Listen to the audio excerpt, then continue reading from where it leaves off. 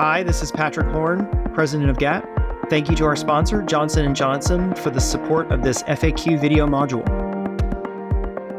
Hi, I'm Amy Stewart, nurse practitioner at Capital Digestive Care in Washington, D.C.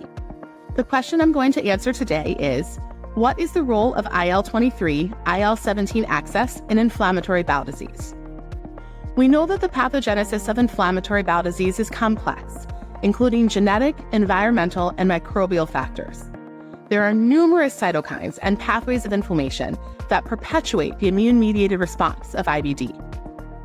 IL-23, or interleukin-23, is a heterodimeric pro-inflammatory cytokine. This IL-23 cytokine is derived predominantly from macrophages and dendritic cells in response to microbial stimulation and is a key promoter of chronic intestinal inflammation. IL-23 is so important in the pathogenesis of IBD because it induces a cell population with a unique inflammatory gene signal. Based on this distinct gene profile, a novel subset of T helper cells were observed and named T helper IL-17 or T helper 17.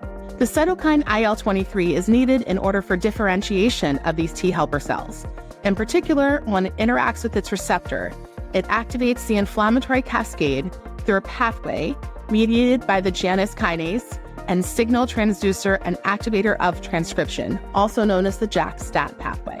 The impact biologically of IL-17 is mediated through its receptor in downstream target cells.